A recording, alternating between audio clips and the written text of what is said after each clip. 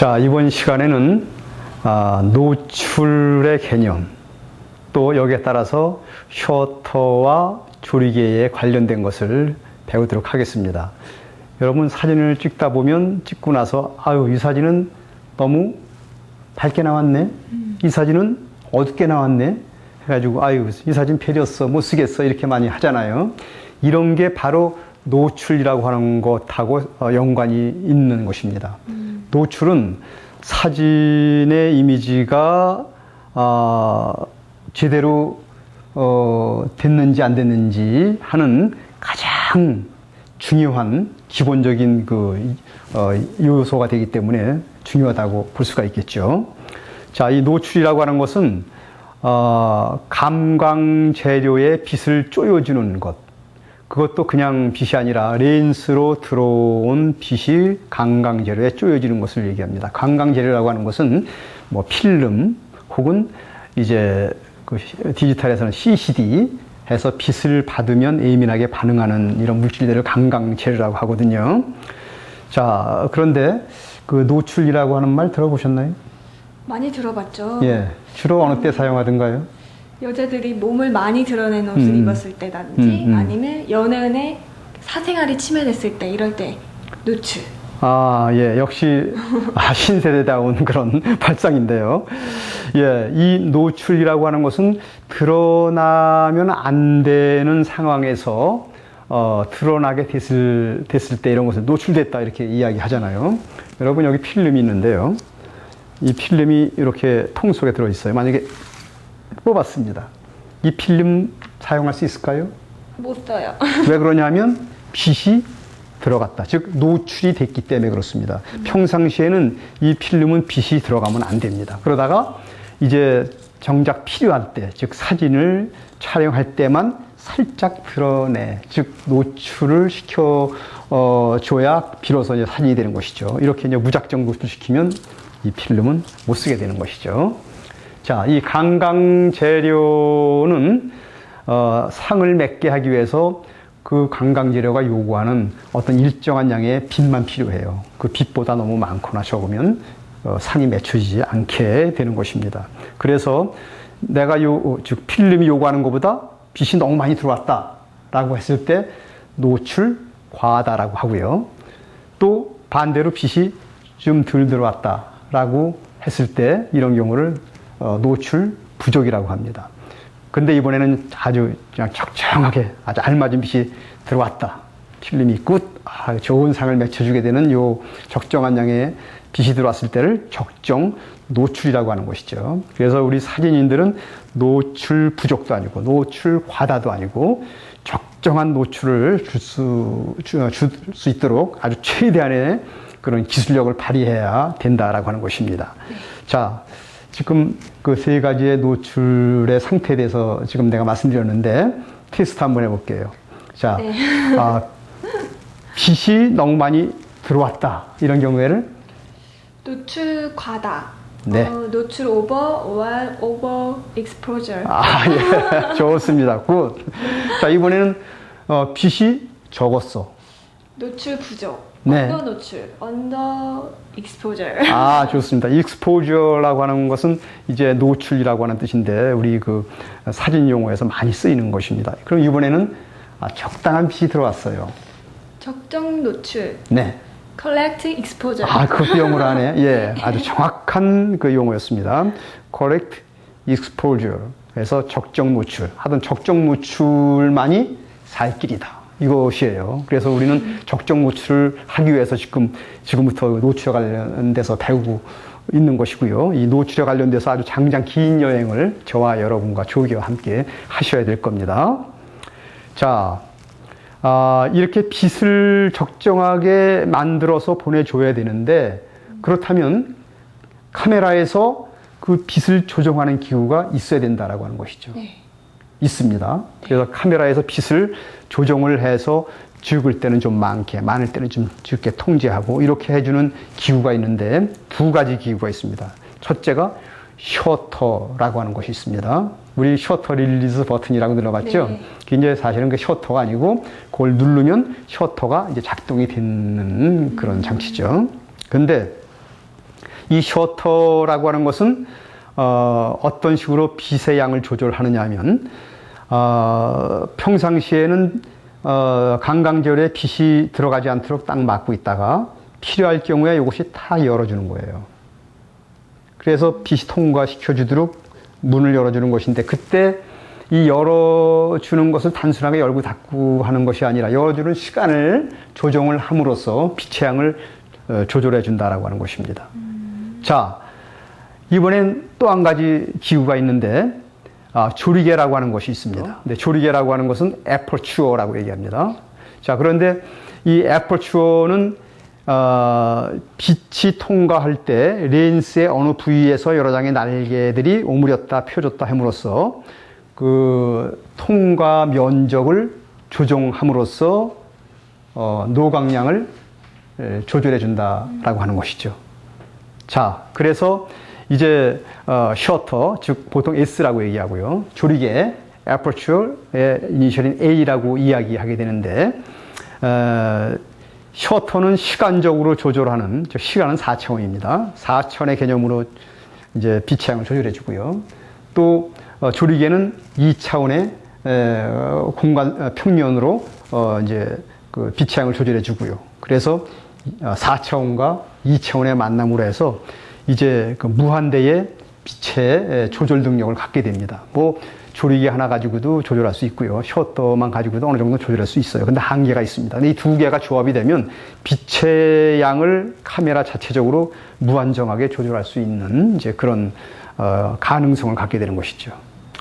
자, 이제 그 셔터 속도에 대한 것을 한번 배워보도록 하겠는데요. 이제 본격적으로 이제 노출의 그 세계로 들어가게 되는 것이죠.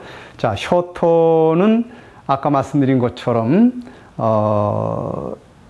렌스로 들어가는 어떤 빛을 강강재료의 앞에서 빛이 들어가지 않도록 평상시에 차단시켜주는 기능을 하고 있는 건데요.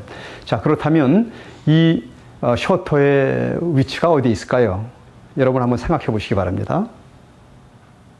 예, 이 셔터는 강강재료의 그 앞쪽에 배치돼야 되겠죠. 자, 두 가지 형태의 방식이 있는데, 하나는 렌스에서 막아주는 셔터, 이걸 렌즈 셔터라고 하고요.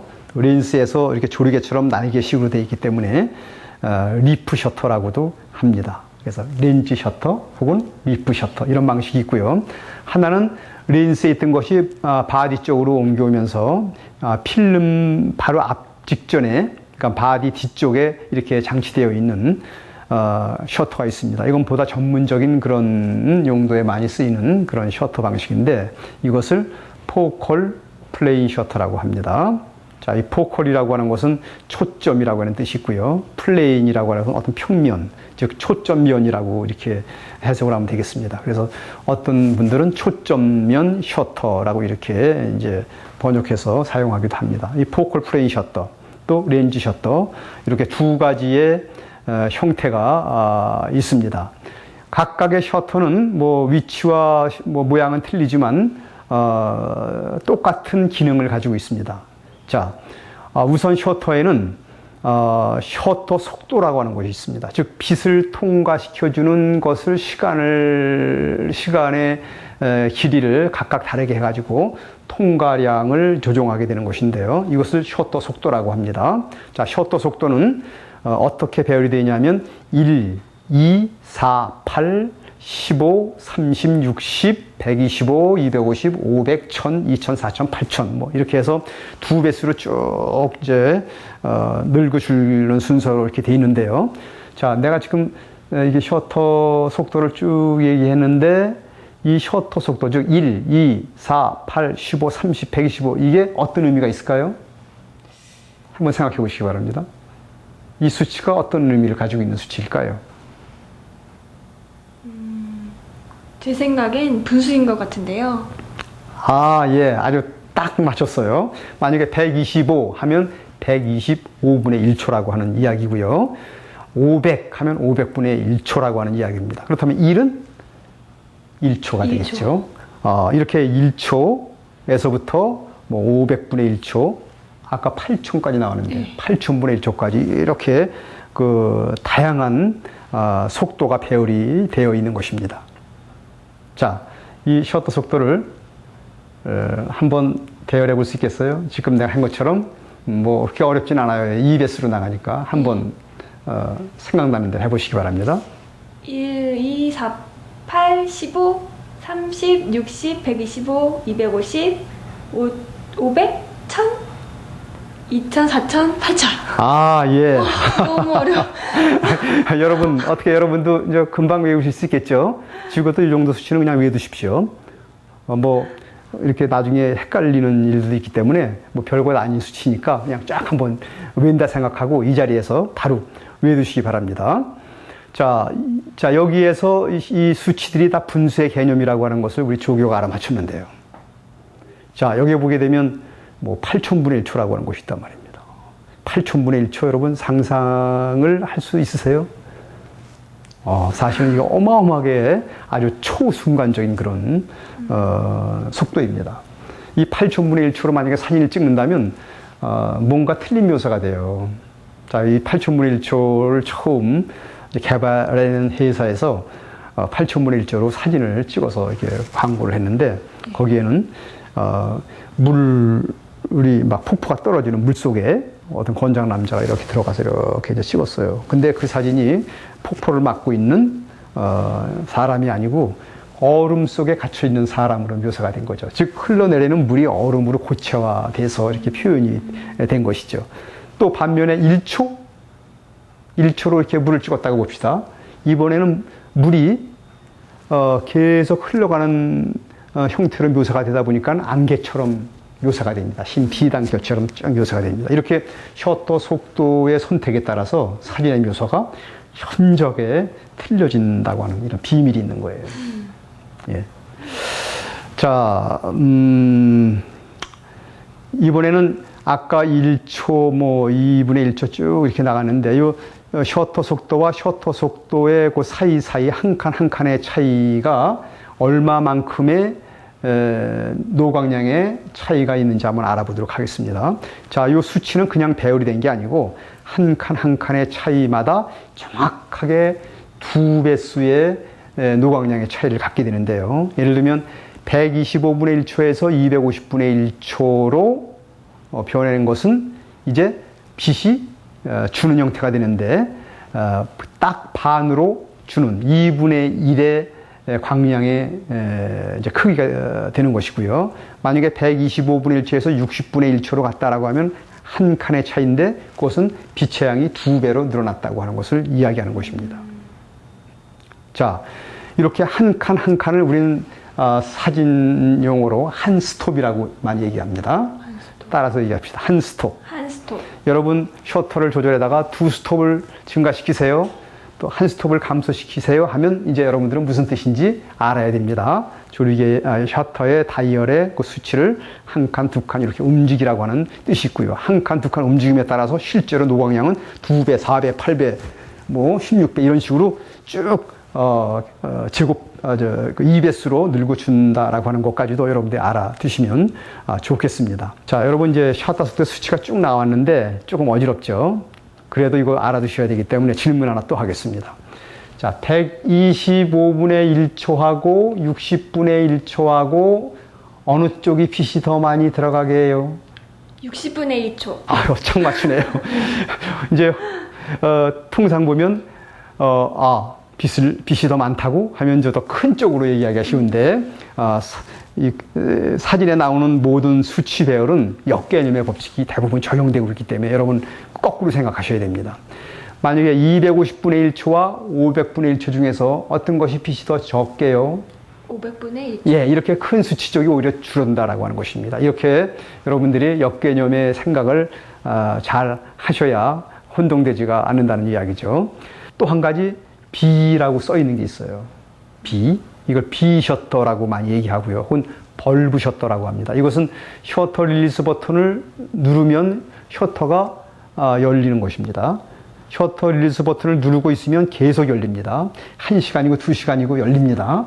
이렇게 해서 자기가 필요한 만큼 연 다음에 셔터 릴리즈 버튼에 손을 떼면 그제서야 이제 셔터가 닫히는. 그래서 이런 B셔터를 이용해서 특별한 차량이 많이 쓰입니다. 옛날에는 야간 촬영할 때 B셔터를 많이 썼고요. 지금은 이제 천체 촬영 같은 거 할 때 B셔터 씁니다. 보통 천체 촬영에서 뭐 해성 같은 걸 찍는다든지 이때 촬영할 때는 뭐 1시간에서 많게는 뭐 3, 4시간까지 노출을 계속 열어놔야 됩니다. 그죠? 그러면 추운 겨울날 많이 찍는데 산 위에서 3시간 동안 누르고 있는 거죠. 그죠? 놓으면 안 돼요. 그렇게 찍을까요? 아니요. 어떻게 찍어야 되지? 무슨 방법이 있겠죠. 예. 그렇게 무식하게는 찍지 않고 전에 우리가 잠깐 배운 그 카메라를 흔들리지 않게 찍는 것을 배울 때에 삼각대를 세워놓고 손으로 누르는 게 아니라 케이블 릴리즈라고 하는 거가 있죠. 그때 제가 케이블 릴리즈를 구입할 때는 가급적이면 스토퍼가 달린 거를 구입해라고 그랬죠. 밭도 이럴 때 써먹는 거예요. 탁 눌러놓고 탁 잠궈놓으면 계속 열려 있어요. 그럼 남은 시간에 가서 이제 딴 볼일 보고 시간 되면 와서 탁 해제하면 무난한 촬영을 할 수가 있는 것이죠. 여러분 이거 안 가르쳐 줬으면 3시간 동안 벌벌 떨다가 동태됐을 거야. 자, 이렇게 해서 이제 그런 그 마이너스 타임의 개념, B셔터의 개념 이런 걸 좀 알아두시면 좋습니다. 또 한 가지는 혹시 지금은 뭐 그런 개념의 기능이 많이 이제 생략이 됐는데 T셔터라고 있어요. 아까 B셔터는 벌브라고 하는 뜻입니다. 벌브의 약자인데 벌브는 이렇게 그 전자 프레시가 발명되기 전에 이렇게 그 전구해가지고 펑 터트리는 걸 벌브라고 했는데 그 터트리는 순간과 셔터의 어느 시간을 맞추기 위해서 그때 사용했던 게 벌브 셔터였기 때문에 그 B셔터라고 하는 건데요. 타임 셔터라고 하는 것은 카메라 자체적으로 한번 세팅을 해놓으면 열려져 있고 다음에 필요할 때 다시 한번 세팅하면 닫히고 하는 이런 장치. 그러니까 이런 경우에는 아마 그 케이블 릴리즈가 필요가 없겠네요. 예, 그러나 아쉽게도 타임 셔터는 지금은 많이 생략이 돼서 잘 볼 수가 없네요. 자, 이제 조리개에 대해서 또 배워보십시다. 조리개. 무슨 어감이 나느냐면 조여준다, 조리개 이런 뜻이 있죠. 바로 이 조리개는 빛이 들어오는 통로를 조였다, 또 풀어줬다 하면서 빛의 양을 조절하는 것이라고 그랬죠. 자, 이 조리개가 어떤 형태로 생겼느냐 하면 여러 장의 날개로 돼 있어요. 그래서 그 날개가 오므리면 원형 비슷한 모양으로 그 통과 면적이 작아졌다, 커졌다, 이제 이렇게 되거든요. 자, 이제 그런데 한번 해볼래요? 예, 한번 보세요. 재미나요. 예. 자, 여러분 보이시죠? 이렇게 그 렌스 가운데서 그 조리개 날개들이 오므렸다, 펴졌다 이렇게 하는 것이고요. 각각 렌스가 조여졌을 때에 실제로 빛이 통과하는 그 구경을 유효 구경이라고 한다라고 하는 것입니다. 그것도 중요한 용어니까 따라합시다. 유효 구경. 유효 구경. 네, 그러니까 조리개가 만드는 실제의 빛의 통과 구경이라고 이렇게 알아두시면 되겠습니다. 자, 이러한 그 유효 구경은 조리개를 마음껏 조리면, 그러니까 최소로 조리면 가장 작은 구경이 되겠고요.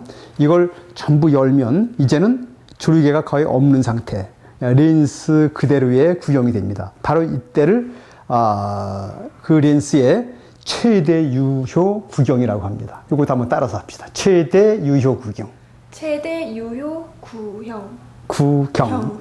예, 어려운 용어죠. 자, 이 최대 유효 구경은 조리개가 전부 개방되었을 때를 얘기하죠. 이걸 개방 조리개라고도 얘기합니다. 자, 개방 조리개. 예, 이렇게 이해를 하시면 됩니다. 조리개를 전부 열으니까 렌스의 전 구경 전체로 들어오더라. 이때 조리개가 개방되었으니까 개방 조리개다. 또 제일 조리개의 유효경이 크니까 최대 유효 구경이다. 이렇게 이해를 하시면 되는 것입니다. 자, 그런데 우리가 그 조리개의 유효 구경이 어느 정도의 크기인지 외부에서 알 수가 없어요. 그래서 이제 그것을 외부에서 확인할 수 있는 조리개 수치를 만들어 놨는데요. 그 수치를 보면은 이제 샤터 속도하고는 좀 틀리게 조금 까다로운 수치로 돼 있습니다. 자, 한번 살펴보면 1.4, 2, 2.8, 4, 5.6, 8, 11, 16, 22, 32. 여러분, 제가 이렇게 쭉 안 보고 하니까, 어떻게 하나. 자, 언제 다 외웠나. 이렇게 생각하시겠죠. 요게도 사실은 이제 어느 정도 더 비결이 있는데요. 그걸 제가 말씀드릴게요. 이제 앞으로 우리 조리개를 이렇게 표기하거나 부를 때는 앞에다가 F를 붙입니다. 이거 조리개의 앞에 붙는 그런 기호입니다. F5.6과 F8이 있는데 이 두 개의 조리개 중에서 어느 쪽이 더 빛이 많이 들어갈까요? F5.6? 예, 어떻게 하셨어요? 네, 그냥? 찝었어요. 예. 자, 통상 F8이 수치가 더 크니까, F8이 더 많이 들어가는 게 아닌가, 이렇게, 생각할 수가 있겠죠. 그러나 수치가 작을수록 그 유효 부용은 더 커지기 때문에 수치가 작을수록 더 많이 빛이 들어간다라고 하는 것입니다. 이건 사실은 뭐 아까 셔터에서 살짝 우리가 그 비결을 배웠었죠. 다시 한번 물을게요. F11과 F16 둘 중에서 어떤 조리개가 더 빛이 조금 들어갈까요? F12? F11하고 16? 12하고 16? 11하고 16? 11이요. 11. 네. 네. 수치가 작으니까 더 조금 들어가겠죠? 네. 근데 금방 한 걸 까먹었어. 왜 이래? 예? 자, 우리가 통상 사실은 이렇습니다. 아니지라고 하면서도 그냥 얼뜻 넘어가요. F16이 더 빛이 조금 들어가는 거예요. 역개념의 법칙. 수치가 점점 더 커질수록 작아지고 수치가 점점 더 작아질수록 빛은 커진다. 이런 역개념의 법칙을 잘 기억해 두시기 바랍니다. 사실 이건 뭐 기억해 둔다고 되는 건 아니고요. 자꾸 이제 훈련을 통해서 점점 숙달을 할 수가 있으니까 너무 부끄러울 거 없어요. 나도 처음엔 다 마찬가지였으니까요. 그 조리개의 수치가 어떠한 그 셔터 속처럼 일정하진 않지만 그래도 여기에는 또 어떤 법칙이 또 있어요. 한번 그 셔터 속 조리개 수치를 잘 보면서 거기에 어떤 법칙이 있나 한번 찾아내 보세요. 한 습도 띄어서 보면은 2배수가 돼. 예. 아주 기막히게 잘 알았네요. 자, 보세요. 이제 1.4 다음에 2인데요. 2 다음에는 2.8인데 그 다음에 4가 돼요. 즉, 가운데 하나를 띄워놓으면 2, 4, 8, 16, 22, 그 다음에는 32 이렇게 조리개를 마음대로 찾을 수가 있습니다. 조리개 치도 역시 이제 한 스톱, 두 스톱이 있습니다. 스톱 개념으로 이해를 하는데, 한 스톱 증가하고 한 스톱 감소할 때마다 셔터 속도처럼 2배수로 증가하고 2분의 1배로 줄어들고 이렇게 똑같은 비율의 증가 수치를 갖는다라고 하는 것을 또 우리가 유념해 두면 되겠습니다. 자, 그래서 F8에서 두 스톱 노광량을 증가시키면 어떤 조리개치가 나와야 될까요? F4. 예, 어떻게 되냐면 F8에서 작은 쪽으로 가야죠? 네. 5.64. 예. 참 빠르단 말이야. 자, 한 번 더 해볼게요. F5.6에서 두 스톱을 감소시키려고 해요. 그러면 F8. 8.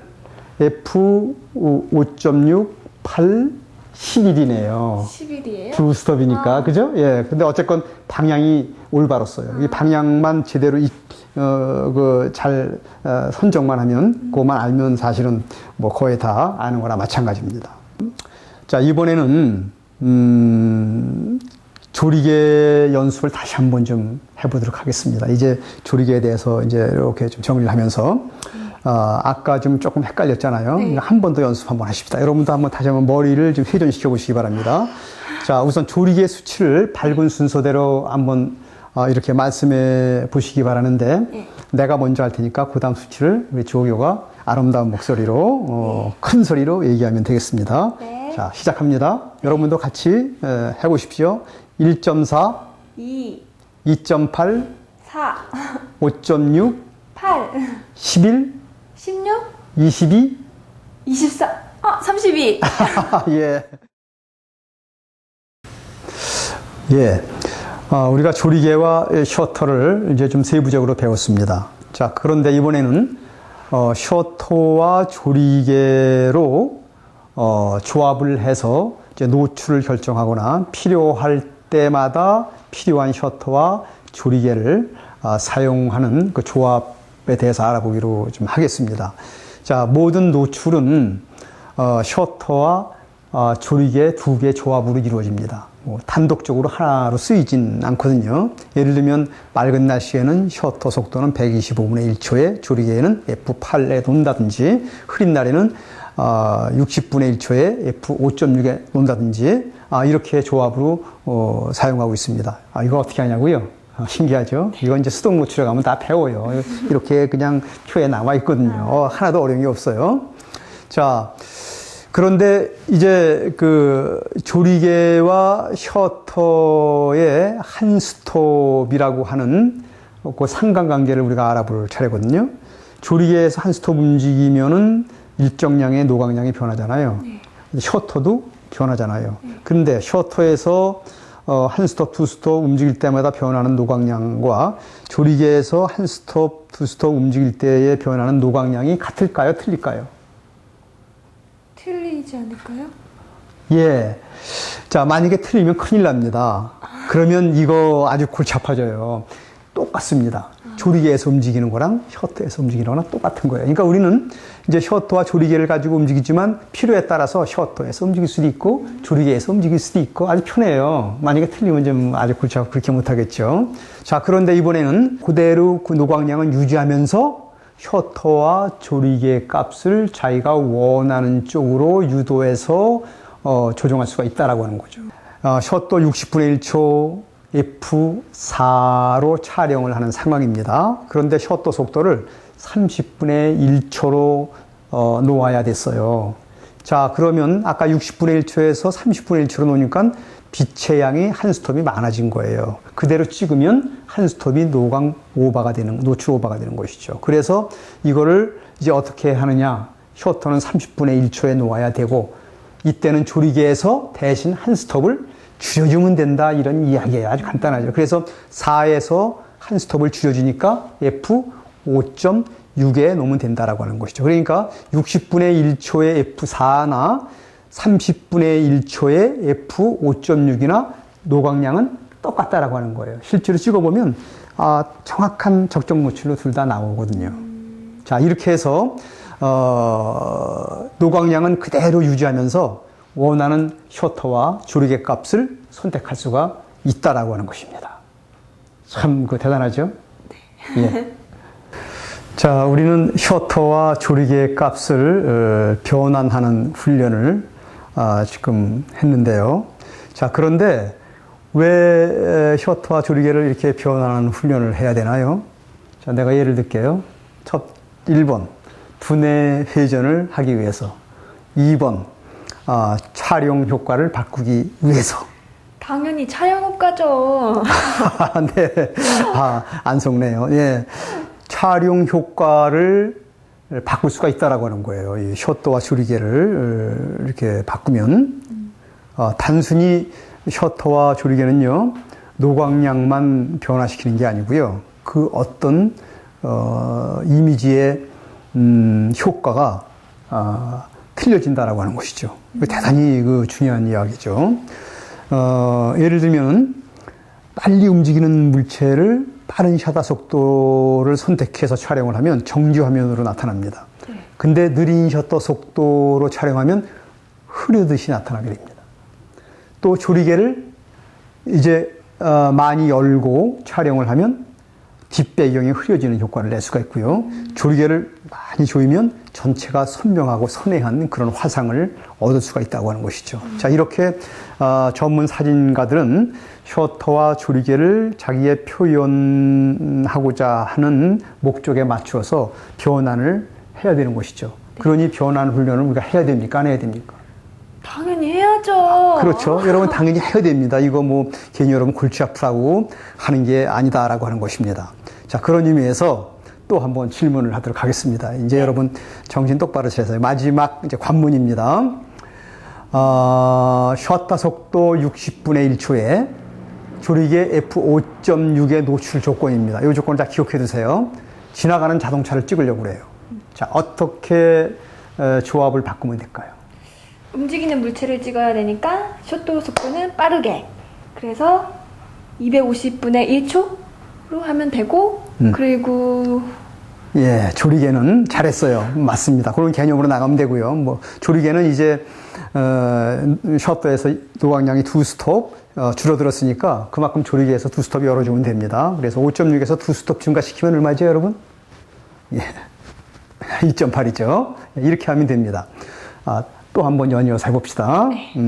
좀 재미나게 하세요. 너무 부담 갖지 마세요. 틀려도 뭐 우리 다 마찬가지니까요. 네. 자, 같은 조건 60분의 1초의 F5.6에서 이번에는 흐르는 물을 멋지게 찍으려고 해요. 자, 어떻게 조합을 바꾸면 될까요? 흐르는 물을 슬로우 셔터로 묘사를 하면 멋있다고 하셨잖아요. 그러니까 셔터 속도를 15분의 1초로 하고 조리개는 예, 거기까지만 해도 돼요. 이야, 뭐 슬로우 셔터까지 나왔어요. 이 정도면 뭐 거의 뭐 멋진 사진가 아닌가요? 여러분, 우리 앞으로 여류 사진가 기대해 보시기 바랍니다. 자, 슬로우 셔터를 묘사하기 위해서 셔터 속도를 느리게 한 만큼 이번에는 조리개에서 그만큼 조여주면 된다라고 하는 것이죠. 자, 2스톱을 늘렸으니까 2스톱을 줄여주면 F5.6에서 땅땅 F12 되겠죠. 여러분 맞췄죠? 예. 또 한번 해봅시다. 자, 요거 하면 아마 여러분들 머리가 그냥 확 풀릴 거예요. 이제 똑같은 조건 60분의 1초의 F5.6에서 풍경 사진을 찍으려고 그래요. 어떻게 바꿔야 될까요? 풍경 사진을 찍을 때는 전체가 다 잘 나와야 하니까요. 조리개를 조이라고 하셨죠? 그래요. 기억하고 있네. 네, 그리고 아주 많이 조여서 F16 그리고 셔터는 그렇죠. 야, 대단합니다. 풍경 사진에서 조리개를 조인다라고 하는 개념까지 벌써 발전했어요. 여러분도 이렇게 두뇌전이 됐습니까? 이제 여기에서 조리개를 조인 만큼 셔터 속도에서 이제 증가시켜주면 되겠죠. 아까 좀 많이 줄였어요. 3스톱 정도 줄인 것 같은데 셔터 속도에서 3스톱을 늘려야 돼요. 그럼 얼마가 되냐면 8분의 1초가 되네요. 자, 셔터 속도가 이러면 느려져 가지고 좀 뭔가 문제가 될 것 같지 않아요? 어떻게 하면 될까요? 잘 모르겠어요. 흔들린단 말이에요. 네. 그러니까 그때 흔들리지 않게 하기 위해서 삼각대. 그렇죠. 이때 여러분들은 얼른 삼각대를 사용해야 된다 이런 이야기죠. 그냥 이렇게 이제 조리개를 조이고 됐다 이렇게 하면 안 됩니다.